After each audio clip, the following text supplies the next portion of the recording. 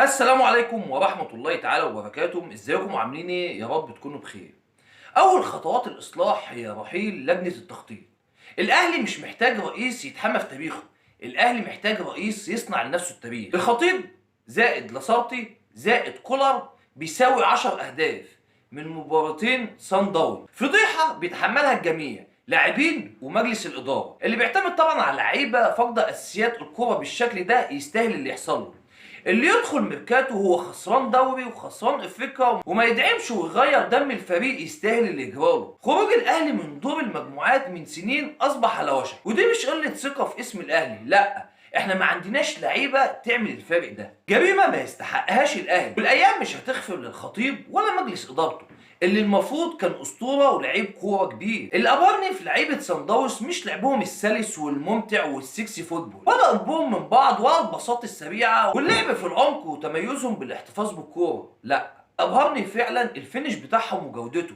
بيشوطوا من اي حته بيسجلوا، عندهم دقه غريبه جدا في رجليهم، بيستخدموا الكوره في نفس الوقت، مش تسديدات قويه طايشه، لا، بيختاروا الزاويه وبيركنوا فيها بقوه جامد. فريق متكامل بصراحه ومنظومه شغاله، وكل مدرب بيبني على شغل المدرب اللي قبله، رغم انهم مش متمرسين في الادوار الاقصائيه وغالبا بيخرجوا في كل مره. كل حاجه صح في جنوب افريقيا، تاسيس، اكاديميات، اهتمام بمواهب كرة الشارع. الناس هنا في مصر عايشة في مية المخلل، وافريقيا سبقانة بكتير. كل السفن ماشية في المية إلا سفينة واحدة بس، سفينة الكرة المصرية، على طول واقفة وبتغرق. ماتش يخليك تغربل الفريق كله وتمشي كل لاعب ما يستحقش انه يلبس فانيلة الاهلي. ماتش يخليك تمشي اي لاعب مهما كان اسمه وتاريخه معاه، من اكبرهم لاصغرهم. ما تيجي نتخيل السيناريو اللي ممكن يحصل ده: الاهلي يكسب القطن يوم الجمعة الجاي في الكاميرون ونبقى 7 نقط، والهلال يتعادل مع صن داونز ويوصل 10 نقط، ويكون اخر ماتش بين الاهلي والهلال في استاد القاهرة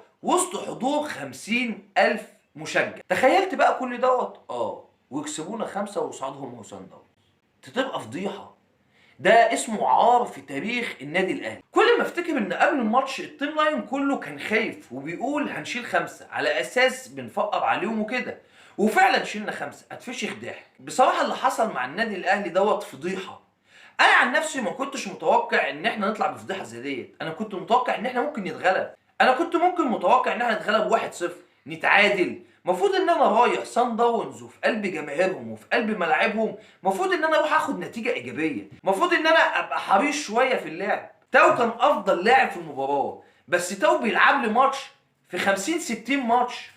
اللعيبه دي المفروض تتسرح. الخطيب رقم 1 في اللي بيحصل في الاهلي دوت، ورقم 2 كولر، ورقم 3 اللعيبه.